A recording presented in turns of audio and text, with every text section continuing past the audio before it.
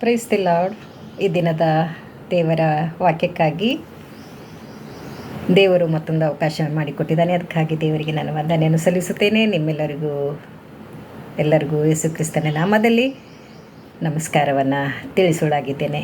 ಈ ದಿನದ ಶೀರ್ಷಿಕೆಯ ಭಾಗವು ಕರ್ತನ ಪ್ರತ್ಯಕ್ಷತೆಯ ದಿನಕ್ಕಾಗಿ ಆತ್ಮಿಕ ಸಿದ್ಧತೆ.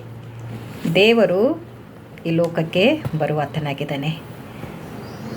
ಆ ಬರೋಣಕ್ಕಾಗಿ ನಾವು ಆತ್ಮಿಕವಾಗಿ ಸಿದ್ಧರಾಗಬೇಕು.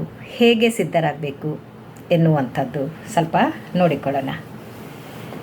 ದೇವರ ವಾಕ್ಯವು ನಮ್ಮನ್ನು ತಿಳಿಸುವಂಥದ್ದಾಗಿದೆ. ಏನಂತಂದರೆ, ಕುಟುಂಬವಾಗಿ ಸಿದ್ಧವಾಗಬೇಕು. ಕುಟುಂಬವಾಗಿ ಸಿದ್ಧವಾಗಬೇಕಾದರೆ ನಾವು ಏನು ಮಾಡಬೇಕು? ಕುಟುಂಬವಾಗಿ ಸಿದ್ಧವಾಗಬೇಕಾದರೆ ಕುಟುಂಬ ಸಹಿತವಾಗಿ ಕುಟುಂಬ ಪ್ರಾರ್ಥನೆ ಮಾಡಬೇಕು. ಕುಟುಂಬ ಸಹಿತವಾಗಿ ಸಭೆಗಳಿಗೆ ಹೋಗಬೇಕು.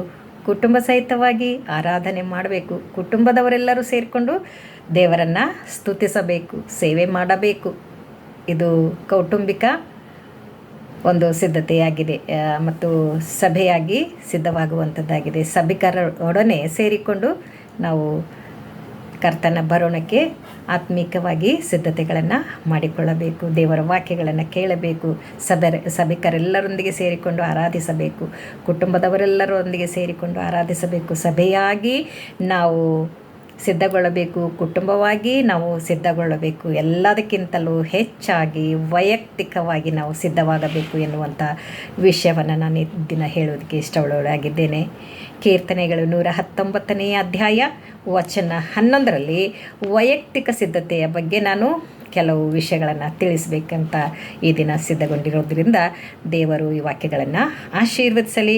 119 11ನೇ ವಚನ. ನಿನಗೆ ವಿರೋಧವಾಗಿ ಪಾಪ ಮಾಡದಂತೆ ನಿನ್ನ ನುಡಿಗಳನ್ನು ನನ್ನ ಹೃದಯದಲ್ಲಿಟ್ಟುಕೊಂಡಿದ್ದೇನೆ ಎನ್ನುವಂಥದ್ದು. ಇದು ದಾವೀದನು ತನ್ನ ಕೀರ್ತನೆಯಲ್ಲಿ ಬರೆದಿರುವಂಥದ್ದನ್ನು ನಾನು ಓದ್ತಾ ಇದ್ದೇನೆ. ಎಷ್ಟು ಅದ್ಭುತವಾಗಿ ಆತನು ಬೇಡಿಕೊಂಡಿದ್ದಾನೆ. ದೇವರೇ, ನಾನು ಪಾಪ ಮಾಡಿದ ಹಾಗೆ ನಿನ್ನ ವಾಕ್ಯಗಳನ್ನು, ನಿನ್ನ ಮಾತುಗಳನ್ನು, ನಿನ್ನ ನುಡಿಗಳನ್ನು ನನ್ನ ಹೃದಯದಲ್ಲಿ ಇಟ್ಟುಕೊಂಡಿದ್ದೇನೆ.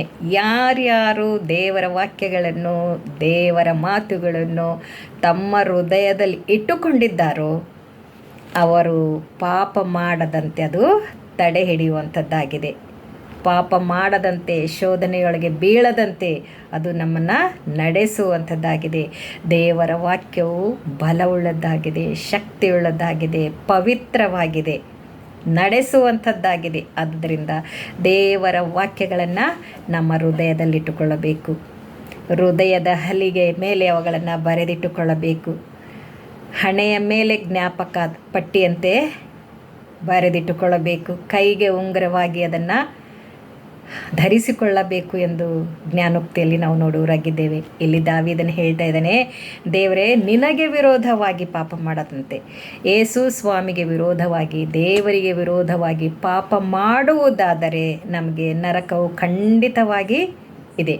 ಆದರೆ ದೇವರಿಗೆ ವಿರೋಧವಾಗಿ ಪಾಪ ಮಾಡದ ಹಾಗೆ ದೇವರ ವಾಕ್ಯಗಳನ್ನು ನಮ್ಮ ಹೃದಯದಲ್ಲಿಟ್ಟುಕೊಳ್ಳಬೇಕು. ಹಾಗಾದರೆ ನಾವು ದೇವರ ವಾಕ್ಯಗಳನ್ನು ಹೃದಯದಲ್ಲಿ ಇಟ್ಟುಕೊಳ್ಳಬೇಕು ಅಂದರೆ ಏನು ಮಾಡಬೇಕು? ಪ್ರತಿದಿನ ನಾವು ದೇವರ ವಾಕ್ಯಗಳನ್ನು ಓದುವವರಾಗಿರಬೇಕು. ಪ್ರತಿದಿನ ನಾವು ಅದಕ್ಕೆ ಸಮಯ ಕೊಡುವವರಾಗಿರಬೇಕು. ನಾವು ಪ್ರತಿದಿನ ಯಾವ ರೀತಿಯಿಂದ ದೇಹಕ್ಕಾಗಿ ಆಹಾರವನ್ನು ಸೇವಿಸುತ್ತೇವೋ, ಆತ್ಮಕ್ಕಾಗಿ ಪ್ರತಿದಿನ ದೇವರ ವಾಕ್ಯಗಳನ್ನು ಸೇವಿಸುವವರಾಗಿರಬೇಕು. ನಾನು ಜೀವದ ರೊಟ್ಟಿಯಾಗಿದ್ದೇನೆ ಎಂದು ಯೇಸು ಕ್ರಿಸ್ತನು ಹೇಳಿರುವಂಥದ್ದನ್ನು ನಾವು ನೋಡ್ತಾ ಇದ್ದೇವೆ. ಯೇಸು ಕ್ರಿಸ್ತನು ಜೀವದ ರೊಟ್ಟಿ. ಈ ದೇವರ ವಾಕ್ಯವೇ ನಮಗೆ ಜೀವದ ರೊಟ್ಟಿಯಾಗಿದೆ. ಆ ಜೀವದ ರೊಟ್ಟಿಯನ್ನು ನಾವು ಪ್ರತಿದಿನ ಸೇವಿಸುವವರಾಗಿರಬೇಕು. ಅಂದರೆ ಪ್ರತಿದಿನ ಅದನ್ನು ಓದುವವರಾಗಿರಬೇಕು. ಪ್ರತಿದಿನ ಅದನ್ನು ಧ್ಯಾನಿಸುವವರಾಗಿರಬೇಕು. ಪ್ರತಿದಿನ ಅದನ್ನು ತಿಳಿದುಕೊಳ್ಳುವವರಾಗಿರಬೇಕು. ದೇವರ ವಾಕ್ಯದಲ್ಲಿ ಏನು ಹೇಳ್ತದೆ ಅದು ನಮಗೆ ಗೊತ್ತಿಲ್ಲದೆ ಹೋದರೆ, ನಮಗೆ ಊಟ ಮಾಡುವಾಗ ಯಾವುದ್ರ ಸ್ವಾದ ಗೊತ್ತಾಗದ ಹಾಗೆ ಇದು ನಮಗೆ ಗೊತ್ತಾಗುವುದಿಲ್ಲ. ನಾವು ಊಟ ಮಾಡುವಾಗ ಎಲ್ಲದರ ರುಚಿಯನ್ನು ನೋಡುವವರಾಗಿದ್ದೇವೆ. ಒಂದು ಸ್ವಲ್ಪ ಉಪ್ಪು ಕಡಿಮೆ ಆದರೆ ಉಪ್ಪು ಕಡಿಮೆ ಅಂತ ಹೇಳ್ತೇವೆ, ಖಾರ ಕಡಿಮೆ ಆದರೆ ಖಾರ ಕಡಿಮೆ ಅಂತ ಹೇಳ್ತೇವೆ. ಎಷ್ಟು ರುಚಿ ಮಾಡ್ಕೊಂಡು ಅದನ್ನು ತಿಂತೇವೋ ಅದೇ ರೀತಿಯಾಗಿ ಈ ದೇವರ ವಾಕ್ಯವು ನಾವು ಓದುವವರಾಗಿರಬೇಕು. ಜೇನುತುಪ್ಪವು ಆಹಾರಕ್ಕಿಂತಲೂ ರುಚಿಕರವಾದದ್ದಾಗಿದೆ, ಜೇನುತುಪ್ಪಕ್ಕಿಂತಲೂ ರುಚಿಯಾಗಿದೆ ಎಂದು ದೇವರ ವಾಕ್ಯ ನಮಗೆ ತಿಳಿಸುವಂಥದ್ದಾಗಿದೆ. ಈ ದೇವರ ವಾಕ್ಯ ಅನುಭವದಿಂದ ತಿಳಿದುಕೊಳ್ಬೇಕು. Taste and see the lord is good, god is good ಅಂತ ಹೇಳ್ತಾ ಇದೆ. ದೇವರ ವಾಕ್ಯ ನಾವು ತಿಳಿದುಕೊಳ್ಬೇಕಾದ್ರೆ ಅದರ ರುಚಿಯನ್ನು ನೋಡಬೇಕು. ಅದು ಹೇಗಿದೆ ಎನ್ನುವಂಥದ್ದನ್ನು ನಾವು ಟೇಸ್ಟ್ ಮಾಡಬೇಕು. ಅದರಲ್ಲಿ ಏನಿದೆ ಎನ್ನುವಂಥದ್ದನ್ನು ನಾವು ತಿಳಿದುಕೊಳ್ಳುವವರಾಗಿರಬೇಕು. ದೇವರ ವಾಕ್ಯವು ನಮಗೆ ರುಚಿ ಕೊಡುವಂಥದ್ದಾಗಿದೆ, ಆತ್ಮಕ್ಕೆ ಆಶೀರ್ವಾದ ಕೊಡುವಂಥದ್ದಾಗಿದೆ, ಆತ್ಮವನ್ನು ವೃದ್ಧಿಪಡಿಸುವಂಥದ್ದಾಗಿದೆ, ಆತ್ಮವನ್ನು ಬಲಪಡಿಸುವಂಥದ್ದಾಗಿದೆ, ದೇವರಲ್ಲಿ ದೃಢವಾಗಿ ನಿಲ್ಲುವಂತೆ ಮಾಡುವಂಥದ್ದಾಗಿದೆ. ಈ ದೇವರ ವಾಕ್ಯವು ಇತರರಿಗೆ ತಿಳಿಸುವುದಕ್ಕೆ ಜ್ಞಾನವನ್ನು ಕೊಡುವಂಥದ್ದಾಗಿದೆ, ಸರ್ವ ಜ್ಞಾನಕ್ಕಿಂತಲೂ ಜ್ಞಾನವನ್ನು ಕೊಡುವಂಥದ್ದಾಗಿದೆ, ಸರ್ವ ಬಲಕ್ಕಿಂತಲೂ ಬಲ ಕೊಡುವಂಥದ್ದಾಗಿದೆ, ಎಲ್ಲದಕ್ಕಿಂತಲೂ ರುಚಿಯಾಗಿರಲಿಕ್ಕಿರುವಂಥ ದೇವರ ವಾಕ್ಯವನ್ನು ಪ್ರತಿದಿನ ಓದುವವರಾಗಿರಬೇಕು. ಯಾಕೆ ಓದುವವರಾಗಿರಬೇಕು ಅಂತ ಇಲ್ಲಿ ದಾವೀದ ಹೇಳ್ತಾ ಇದ್ದಾನೆಂದರೆ, ನಿನಗೆ ವಿರೋಧವಾಗಿ ಪಾಪ ಮಾಡಬಾರದು ಎನ್ನುವುದಕ್ಕೋಸ್ಕರ. ದೇವರಿಗೆ ವಿರೋಧವಾಗಿ ಪಾಪ ಮಾಡಬಾರದು ಎನ್ನುವಂತೆ ನಾವಿರುವುದಾದರೆ ದೇವರ ವಾಕ್ಯಗಳನ್ನು ಓದಿ ಆತ್ಮೀಕವಾಗಿ ನಾವು ಶುದ್ಧೀಕರಿಸಲ್ಪಡುವವರಾಗಿರಬೇಕು ಮತ್ತು ಆತ್ಮಿಕವಾದ ಸಿದ್ಧತೆ ಮಾಡಿಕೊಳ್ಬೇಕು. ಯಾವುದಕ್ಕೆ ಸಿದ್ಧತೆ ಮಾಡಿಕೊಳ್ಬೇಕಾದ್ರೆ ಕರ್ತನ ಪ್ರತ್ಯಕ್ಷತೆಯ ದಿನಕ್ಕಾಗಿ ನಾವು ಸಿದ್ಧರಾಗಬೇಕು ಮತ್ತು ಶುದ್ಧರಾಗಬೇಕು. ದೇವರ ವಾಕ್ಯಗಳನ್ನು ಓದುವವರಾಗಿರಬೇಕು ಎನ್ನುವಂಥದ್ದು ಮೊದಲನೆಯ ಒಂದು ಪಾಯಿಂಟ್ ಆಗಿದೆ. ಎರಡನೆಯದು ಯೆಹೋಶುವ 1ನೇ ಅಧ್ಯಾಯ ವಚನ 8. ಯೆಹೋಶುವ 1ನೇ ಅಧ್ಯಾಯ 8ನೇ ವಚನದಲ್ಲಿ ಈ ರೀತಿಯಾಗಿ ಹೇಳ್ತದೆ, ಈ ಧರ್ಮಶಾಸ್ತ್ರವು ಯಾವಾಗಲೂ ನಿನ್ನ ಬಾಯಲ್ಲಿರಲಿ, ಹಗಲಿರಳು ಅದನ್ನು ಧ್ಯಾನಿಸುತ್ತಾ ಅದರಲ್ಲಿ ಬರೆದಿರುವುದನ್ನೆಲ್ಲ ಕೈಕೊಂಡು ನಡೆ, ಆಗ ನಿನ್ನ ಮಾರ್ಗಗಳೆಲ್ಲ ಸಫಲನಾಗುವಿ, ಕೃತಾರ್ಥನಾಗುವಿ. ಯೆಹೋಶುವನಿಗೆ ಇಲ್ಲಿ ಹೇಳುವಂಥದ್ದಾಗಿದೆ. ಮೋಶೆ ಯೆಹೋಶುವನಿಗೆ ಹೇಳುವಂಥದ್ದು ಏನು ಹೇಳ್ತಾ ಇದ್ದೇನೆ ಅಂತಂದರೆ, ಧರ್ಮಶಾಸ್ತ್ರವು ಯಾವಾಗಲೂ ನಿನ್ನ ಬಾಯಲ್ಲಿರಲಿ. ಅಂದರೆ ಯಾವಾಗಲೂ ದೇವರ ವಾಕ್ಯವು ನಮ್ಮ ಬಾಯಲ್ಲಿರಬೇಕು, ನಮ್ಮ ಹೃದಯದಲ್ಲಿರಬೇಕು. ಇಲ್ಲಿ ಹೇಳ್ತಾ ಇರುವಂಥದ್ದು ದೇವರ ವಾಕ್ಯವು ಯಾವಾಗಲೂ ನಿನ್ನ ಬಾಯಲ್ಲಿರಲಿ ಎನ್ನುವಂಥದ್ದಾದರೆ ದೇವರ ವಾಕ್ಯಗಳನ್ನು ನಾವು ಬಾಯಿಪಾಠ ಮಾಡುವವರಾಗಿರಬೇಕು. ಅದು ನಾವು ಯಾವಾಗಲೂ ಬೈಬಲ್ ಓದೋದಕ್ಕೆ ಆಗಲಾರದಂಥ ಸಮಯದಲ್ಲಿ ಆ ವಿಷಯಗಳನ್ನು ನಾವು ಜ್ಞಾಪಕ ಮಾಡಿಕೊಳ್ಳಬೇಕು.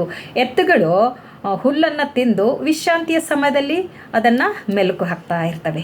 ಅದೇ ರೀತಿಯಾಗಿ ನಮಗೆ ಸತ್ಯವೇದ ಕೈಯಲ್ಲಿರದೆ ಹೋದಾಗ ಆ ವಾಕ್ಯಗಳನ್ನು ನಾವು ಜ್ಞಾಪಕ ಮಾಡಿಕೊಳ್ಳಬೇಕು. ಆ ಜ್ಞಾಪಕ ಮಾಡಿಕೊಂಡು ನಾವು ಅದರಲ್ಲಿ ಆನಂದಿಸುವವರಾಗಿರಬೇಕು. ದೇವರ ವಾಕ್ಯವು ಇತರರಿಗೆ ಹೇಳುವುದಕ್ಕೆ ದೇವರ ವಾಕ್ಯವು ನಮ್ಮ ಬಾಯಿಯಲ್ಲಿರಬೇಕು, ನಮ್ಮ ನಾಲಿಗೆ ಮೇಲೇ ಇರಬೇಕು. ಎಷ್ಟು ಉತ್ತಮವಾದದ್ದು! ಇದರಿಂದ ಯಾವ ಆಶೀರ್ವಾದ ಇದೆ ಗೊತ್ತಾ? ಸ್ಥಿರಚಿತ್ತನಾಗುವಿ, ಕೃತಾರ್ಥನಾಗುವಿ. ನಮಗೆ ಚಂಚಲತೆ ಹೊರಟು ಹೋಗ್ಬಿಡ್ತದೆ, ಶಾಂತಿ ಸಿಗ್ತದೆ, ಸಮಾಧಾನ ಸಿಗ್ತದೆ, ಸ್ಥಿರಚಿತ್ತ ಸಿಗ್ತದೆ ಮತ್ತು ಎಲ್ಲದರಲ್ಲಿ ಸಫಲತೆ, ಕೃತಾರ್ಥ ಅಂತ ಹೇಳ್ತಾ ಇದೆ ಇಲ್ಲಿ, ಸಫಲತೆ ಸಿಗ್ತದೆ. ಆ ಸಫಲತೆ ನಾವು ಈ ಪ್ರಪಂಚದಲ್ಲಿ ಜೀವಿಸುವಾಗ ಎಲ್ಲದರಲ್ಲಿ ಸಫಲತೆ ಸಿಗಬೇಕು ಅನ್ನುವಂಥದ್ದೇ ನಮ್ಗೆ ಇಷ್ಟ ಆಗಿರ್ತದಲ್ಲ. ಅದಕ್ಕೋಸ್ಕರ ನಾವೇನು ಮಾಡಬೇಕು? ದೇವರ ವಾಕ್ಯವನ್ನು ನಮ್ಮ ಬಾಯಲ್ಲಿಟ್ಟುಕೊಳ್ಳುವುದಾದರೆ, ಅಂದರೆ ಯಾವಾಗಲೂ ನಾವು ಅದನ್ನು ಪಠಿಸುತ್ತಾ ಇರುವುದಾದರೆ, ಇತರರಿಗೆ ತಿಳಿಸುತ್ತಾ ಇರುವುದಾದರೆ, ಓದುತ್ತಾ ಇರುವುದಾದರೆ, ಆ ದೇವರ ವಾಕ್ಯದ ಮೂಲಕವಾಗಿ ನಮಗೆ ಸಫಲತೆ ಸಿಗ್ತದೆ, ಕೃತಾರ್ಥರಾಗ್ತೇವೆ ಮತ್ತು ಸ್ಥಿರಚಿತ್ತರಾಗ್ತೇವೆ, ಧೈರ್ಯ ಸಿಗ್ತದೆ. ದೇವರ ವಾಕ್ಯವು ಆ ರೀತಿಯಾಗಿ ನಮ್ಮನ್ನು ಬಲಪಡಿಸುವಂಥದ್ದಾಗಿದೆ. ದೇವರ ವಾಕ್ಯವು ನಾವು ಓದುವುದಾದರೆ ಜಾರುವುದಿಲ್ಲ ಅಂತ ಹೇಳ್ತಾ ಇದೆ ಸತ್ಯವೇದ. ಜಾರಿ ಬೀಳುವುದಿಲ್ಲ. ಜಾರಿ ಬಿದ್ದರೆ ಪಾಪದ ಗುಂಡಿಗೆ ಹೋಗುವವರಾಗಿದ್ದೇವೆ. ದೇವರ ವಾಕ್ಯ ಓದುವುದರಿಂದ ಜಾರಿ ಬೀಳುವುದಿಲ್ಲ. ದೇವರ ವಾಕ್ಯ ಬಾಯಲ್ಲಿ ಇಟ್ಟುಕೊಳ್ಳುವುದರಿಂದ ಸಫಲತೆ ಸಿಗುತ್ತದೆ. ಆದ್ದರಿಂದ ದೇವರ ವಾಕ್ಯವನ್ನು ಪಾಪದಲ್ಲಿ ಜಾರಿ ಬೀಳದಂತೆ ಎಚ್ಚರ ವಹಿಸಬೇಕು. ಮತ್ತು ದೇವರ ವಾಕ್ಯಗಳನ್ನು ನಮ್ಮ ಬಾಯಲ್ಲಿಟ್ಟುಕೊಂಡು ನಾವು ನಮ್ಮ ಜೀವಿತದಲ್ಲಿ ಸಫಲತೆಯನ್ನು ಹೊಂದುವವರಾಗಿರಬೇಕು.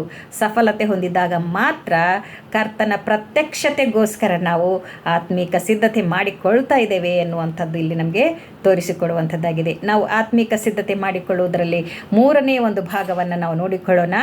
ಮತ್ತಾಯನು ಬರೆದ ಸುವಾರ್ತೆ 6ನೇ ಅಧ್ಯಾಯ ವಚನಗಳು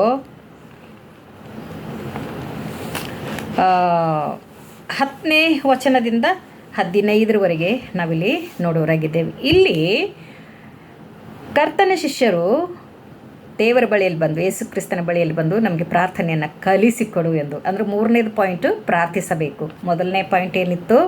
ದೇವರ ವಾಕ್ಯವನ್ನು ಓದಬೇಕು, ಅದು ನಮ್ಮನ್ನು ಜಾರದಂತೆ ಮಾಡುತ್ತದೆ. ಮತ್ತು 2ನೇದು, ದೇವರ ವಾಕ್ಯವು ನಮ್ಮ ನಾಲಿಗೆ ಮೇಲಿರಬೇಕು, ಅದು ನಮಗೆ ಸಫಲತೆಯನ್ನು, ಕೃತಾರ್ಥತೆಯನ್ನು ಕೊಡ್ತದೆ ಎನ್ನುವಂಥದ್ದು, ಸ್ಥಿರಚಿತ್ತತೆಯನ್ನು ಕೊಡ್ತದೆ ಎನ್ನುವಂಥದ್ದು. 3ನೇದು ಪ್ರಾರ್ಥಿಸಬೇಕು ಎನ್ನುವಂಥದ್ದು. ಇಲ್ಲಿ ಕರ್ತನ ಶಿಷ್ಯರು ಬಂದು ಯೇಸುವಿನ ಬಳಿಗೆ ಬಂದು ನಮಗೆ ಪ್ರಾರ್ಥನೆಯನ್ನು ಕಲಿಸಿಕೊಡು ಅಂತ ಹೇಳುವಾಗ ಎಷ್ಟು ಉತ್ತಮವಾದ ಪ್ರಾರ್ಥನೆಯನ್ನು ದೇವರಲ್ಲಿ ಕಲಿಸಿಕೊಟ್ಟಿದ್ದಾರೆ. ಪರಲೋಕದಲ್ಲಿರುವ ನಮ್ಮ ತಂದೆಯೇ ಎಂದು ಮೊದಲು ಸಂಬೋಧಿಸಿದ್ದಾರೆ. ಯೇಸು ಕ್ರಿಸ್ತನು ತಂದೆಯಾದ ದೇವರಿಗೆ ಪರಲೋಕದ ತಂದೆಯೇ ಎಂದು ಹೇಳ್ತಾ ಇದ್ದಾರೆ. ಮತ್ತಾಯನು ಬರೆದ ಸುವಾರ್ತೆ 6ನೇ ಅಧ್ಯಾಯ ವಚನ 10ರಿಂದ 15ರಲ್ಲಿ ನಾವು ಈ ಪರಲೋಕದ ಪ್ರಾರ್ಥನೆಯನ್ನು ನಾವು ನೋಡುವರಾಗಿದ್ದೇವೆ. ಪರಲೋಕದಲ್ಲಿರುವ ನಮ್ಮ ತಂದೆಯನ್ನು ಸಂಬೋಧಿಸಿ ನಾವು ಪ್ರಾರ್ಥನೆ ಮಾಡುವವರಾಗಿರಬೇಕು. ಪರಲೋಕದಲ್ಲಿರುವ ನಮ್ಮ ತಂದೆಯೇ ಎಂದು ನಾವು ಪ್ರಾರ್ಥನೆಯನ್ನು ಪ್ರಾರಂಭ ಮಾಡುವವರಾಗಿರಬೇಕು. ದೇವರ ನಾಮ ಪರಿಶುದ್ಧವಾಗಿರುವುದರಿಂದ ಆತನ ನಾಮಕ್ಕೆ ನಾವು ಸ್ತುತಿ ಸ್ತೋತ್ರವನ್ನು ಸಲ್ಲಿಸುವವರಾಗಿರಬೇಕು. ಪರಲೋಕದಲ್ಲಿ ದೇವರಿಗೆ ದೇವದೂತರು ಮತ್ತು 24 ಮಂದಿ ಹಿರಿಯರು ಪರಲೋಕದಲ್ಲಿರುವುದೆಲ್ಲವೂ ದೇವರನ್ನು ಸ್ತುತಿಸ್ತದೆ. ಏನಂತ? ಪರಿಶುದ್ಧನು ಪರಿಶುದ್ಧನು ಪರಿಶುದ್ಧನು ಎಂದು ಸ್ತುತಿಸ್ತಾ ಇರ್ತದೆ. ವಿಶ್ರಾಂತಿ ಇಲ್ಲದೆ ಅವರು ಸ್ತುತಿಸ್ತಾನೇ ಇರ್ತಾರೆ. ಅದೇ ರೀತಿಯಾಗಿ ಆತನ ನಾಮ, ಆತನ ಹೆಸರು ಪರಿಶುದ್ಧವಾದ ನಾಮವಾಗಿದೆ. ಯೇಸು ಕ್ರಿಸ್ತನ ನಾಮವು ಪರಿಶುದ್ಧವಾದ ನಾಮವಾಗಿರುವುದರಿಂದ ಆ ಪರಿಶುದ್ಧ ನಾಮಕ್ಕೆ ನಾವು ಕೃತಜ್ಞತೆಯನ್ನು ಸಲ್ಲಿಸುವವರಾಗಿರಬೇಕು. ಮತ್ತು ಪರಿಶುದ್ಧವೆಂದು ಎಣಿಸಲ್ಪಡಲಿ, ನಿನ್ನ ರಾಜ್ಯವು ಬರಲಿ. ನಿನ್ನ ರಾಜ್ಯ ಪರಲೋಕದಲ್ಲಿದೆ, ಆ ಪರಲೋಕ ರಾಜ್ಯ ಭೂಮಿಗೆ ಇಳಿದು ಬರಲಿ. ಅದು ಯಾವಾಗ ಇಳಿದು ಬರ್ತದೆ? 2ನೇ ಬರೋಣದಲ್ಲಿ ಇಳಿದು ಬರ್ತದೆ. ಅದಕ್ಕೋಸ್ಕರ ಶಿಷ್ಯರಿಗೆ ಈ ರೀತಿಯಾಗಿ ದೇವರು ಪ್ರಾರ್ಥನೆಯನ್ನು ಕಲಿಸಿಕೊಟ್ರು. 2ನೇ ಬರೋಣ ಬೇಗನೆ ಆಗಲಿ ಅಂತ ಇಲ್ಲಿ ಶಿಷ್ಯರು ಪ್ರಾರ್ಥಿಸ್ತಾ ಇದ್ದಾರೆ. ನಾವು ಕೂಡ ಪ್ರತಿ ಸಲ ನಾವಿದನ್ನು ಎಲ್ಲ ಕೂಟದ ಕೊನೆಯ ಸಮಯದಲ್ಲಿ ಇದನ್ನು ಹೇಳುವವರಾಗಿದ್ದೇವೆ. ನಿನ್ನ ರಾಜ್ಯವು ಬರಲಿ, ನಿನ್ನ ಚಿತ್ತ ಪರಲೋಕದಾಗ ಈಗ ಸದ್ಯ ಏನು ನಡೆದಿದೆಯಲ್ಲ ಅದು ಈ ಭೂಮಿಯ ಮೇಲೆ ಆಗಲಿ ಅಂತ. ಅಲ್ಲಿ ಏನು ನಡೆದಿದೆ? ದೇವರಿಗೆ ಪರಿಶುದ್ಧನು ಪರಿಶುದ್ಧನು ಪರಿಶುದ್ಧನು ಎಂದು ಸ್ತುತಿಸ್ತಾ ಆರಾಧಿಸ್ತಾ ಇರುವಂಥದ್ದನ್ನು ಅಲ್ಲಿ ನೋಡ್ತಾ ಇದ್ದೇವೆ. ಆ ಪರಲೋಕ ರಾಜ್ಯ ಭೂಮಿಗೆ ಇಳಿದು ಬರಲಿ, ನಾವು ಕೂಡ ಅದನ್ನು ಮಾಡಬೇಕು ಎನ್ನುವಂಥದ್ದು ಈ ಪ್ರಾರ್ಥನೆಯಲ್ಲಿ ತೋರಿಸಿಕೊಡುವಂಥದ್ದಾಗಿದೆ. ದೇವರ ಚಿತ್ತ ಪರಲೋಕದಲ್ಲಿ ನೆರವೇರುವ ಹಾಗೆ ಭೂಲೋಕದಲ್ಲಿ ನೆರವೇರಬೇಕು. ಮತ್ತು ಇನ್ನೊಂದೇನು ಹೇಳ್ತಾ ಇದೆ? ಅನುದಿನದ ಆಹಾರ, ನಮ್ಮ ಅನುದಿನದ ಆಹಾರ. ಇಷ್ಟೊತ್ತು ನಾನು ಅದೇ ಮಾತಾಡಿದೆ. ನಮಗೆ ಆತ್ಮಿಕ ಆಹಾರ ಯಾವುದು? ಸತ್ಯವೇದದ ವಾಕ್ಯಗಳು. ಪ್ರತಿದಿನದ ಆಹಾರ ಇದೇ ಆಗಿದೆ. ಈ ಅನುದಿನದ ಆಹಾರವನ್ನು ನಮಗೆ ಒದಗಿಸಿಕೊಡು ಅಂತಂದರೆ ದೇವರು ಆಗಲೇ ನಮಗೆ ಈ ದೇವರ ವಾಕ್ಯವನ್ನು ನಮ್ಮ ಕೈಯಲ್ಲಿ ಕೊಟ್ಟಿದ್ದಾರೆ. ಇದನ್ನು ಅನುಭವಿಸುವಂಥದ್ದು, ತಿನ್ನುವಂಥದ್ದು, ಅರಗಿಸಿಕೊಳ್ಳುವಂಥದ್ದು ನಮ್ಮ ಕೆಲಸ ಆಗಿದೆ. ಆದ್ದರಿಂದ ಈ ಅನುದಿನದ ಆಹಾರವನ್ನು ನಮಗೆ ಕೊಡು ಎಂದು ಶ್ರೀ ಕರ್ತನ ಶಿಷ್ಯರು ಕೇಳ್ತಾ ಇದ್ದಾರೆ. ನಾವು ಕೂಡ ಇದನ್ನು ಆ ರೀತಿಯಾಗಿ ಹೊಂದುವವರಾಗಿರೋಣ. ಮತ್ತು ನಾವು ತಪ್ಪುಗಳನ್ನು, ನಮಗೆ ತಪ್ಪು ಮಾಡಿದವರನ್ನು ನಾವು ಕ್ಷಮಿಸುವ ಹಾಗೆ, ನಾವು ನಮಗೆ ವಿರೋಧವಾಗಿ ಅನೇಕರು ತಪ್ಪು ಮಾಡಿದ್ದಾರೆ, ಅನೇಕರಿಗೆ ವಿರೋಧವಾಗಿ ನಾವು ಕೂಡ ತಪ್ಪು ಮಾಡಿರ್ತೇವೆ. ಆ ಪಾಪಗಳನ್ನು ಯೇಸು ಕ್ರಿಸ್ತನು ಕ್ಷಮಿಸಿದ ಹಾಗೆ ನಾವು ಕ್ಷಮಿಸುವವರಾಗಿರಬೇಕು. ಯಾಕೆಂದರೆ ನಾವು ಇನ್ನೊಬ್ಬರಿಗೆ ಕ್ಷಮಿಸದೆ ಹೋದರೆ ದೇವರು ನಮ್ಮನ್ನು ಕ್ಷಮಿಸುವುದಿಲ್ಲ ಎಂದು ದೇವರ ವಾಕ್ಯ ಹೇಳ್ತಾ ಇದೆ. ಇಂದಿನಿಂದ ಇದೇ ಕ್ಷಣದಿಂದ ನಾನು ಯಾರ್ಯಾರಿಗೆ ಮನಸ್ಸನ್ನು ನೋಯಿಸಿದೆನೋ, ಯಾರ್ಯಾರಿಗೆ ನೋವನ್ನು ತಂದಿದ್ದೇನೋ, ನನ್ನ ಮೂಲಕವಾಗಿ ಯಾರ್ಯಾರು ನೋವನ್ನು ಅನುಭವಿಸಿದಾರೋ ಅವರಿಗೋಸ್ಕರ ನಾನು ದೇವರಲ್ಲಿ ಪ್ರಾರ್ಥಿಸುವಳಾಗಿದ್ದೇನೆ. ನಾನು ಕ್ಷಮಾಪಣೆಯನ್ನು ಕೇಳುವಳಾಗಿದ್ದೇನೆ. ತಾವುಗಳು ಕೂಡ ಈ ರೀತಿಯಾಗಿ ಕ್ಷಮಾಪಣೆಯನ್ನು ಕೇಳಿ ದೇವರ ಸನ್ನಿಧಾನದಲ್ಲಿ ನಾವು ಶುದ್ಧರಾಗಿದ್ದುಕೊಂಡು ಆತನ ಪ್ರತ್ಯಕ್ಷತೆಗೋಸ್ಕರ ನಾವು ಸಿದ್ಧರಾಗಬೇಕು ಎನ್ನುವಂಥದ್ದು. ಮತ್ತು 13ನೇ ವಚನದಲ್ಲಿ, ನಮ್ಮನ್ನು ಶೋಧನೆಯೊಳಗೆ ಸೇರಿಸಿದಂತೆ ಕೇಡಿನಿಂದ ತಪ್ಪಿಸು. ದೇವರ ವಾಕ್ಯವು ನನ್ನಲ್ಲಿರುವುದಾದರೆ, ದೇವರ ವಾಕ್ಯವು ನಾನು ಓದುವುದಾದರೆ, ದೇವರ ವಾಕ್ಯವು ನನ್ನ ನಾಲಿಗೆ ಮೇಲಿರುವುದಾದರೆ ಯಾವ ಶೋಧನೆಗಳು ನಮಗೆ ಬರುವುದಿಲ್ಲ. ಒಂದು ವೇಳೆ ಅಂಥ ಶೋಧನೆಗಳು ಬರುವುದಾದರೆ ದೇವರ ವಾಕ್ಯವು ನಮ್ಮನ್ನು ಬಿಡಿಸುವಂಥದ್ದಾಗಿದೆ. ದೇವರ ಆತ್ಮನು ನಮ್ಮನ್ನು ಬಿಡಿಸುವ ಆತನಾಗಿದ್ದಾನೆ. ದೇವರ ಆತ್ಮನು ನಮ್ಮನ್ನು ಬಿಡಿಸುವ ಆತನಾಗಿದ್ದಾನೆ. ಯಾರ್ಯಾರು ಆತನ ಹತ್ತಿರ ಬರ್ತಾರೋ ಅವರೆಲ್ಲರಿಗೂ ದೇವರ ವಾಕ್ಯವು ಬಿಡಿಸಿ ಕಾಪಾಡುವಂಥದ್ದಾಗಿದೆ. ಯೇಸು ಕ್ರಿಸ್ತನು ಪರಲೋಕದಲ್ಲಿದ್ದುಕೊಂಡು ನಮಗೋಸ್ಕರ ಪ್ರಾರ್ಥಿಸುತ್ತಾ ಇದ್ದಾನೆ. ನಾವು ಪಾಪದಲ್ಲಿ ಬೀಳದ ಹಾಗೆ ಆತನು ನಮಗೋಸ್ಕರ ಪ್ರಾರ್ಥಿಸುವವನಾಗಿದ್ದಾನೆ. ಆದ್ದರಿಂದ ಈ ಶೋಧನೆ ಕೂಡ ಬರದ ಹಾಗೆ ಬಂದರೂ ಕೂಡ ದೇವರು ಅದರಿಂದ ಬಿಡಿಸುವ ಆತನಾಗಿದ್ದಾನೆ. ಮತ್ತು ನಾವು ಜನರ ತಪ್ಪುಗಳನ್ನು ನಾವು ಕ್ಷಮಿಸಿದರೆ ಪರಲೋಕದಲ್ಲಿರುವ ದೇವರು ಕೂಡ ನಮ್ಮ ತಪ್ಪುಗಳನ್ನು ಕ್ಷಮಿಸ್ತಾನೆ ಎನ್ನುವಂಥದ್ದು.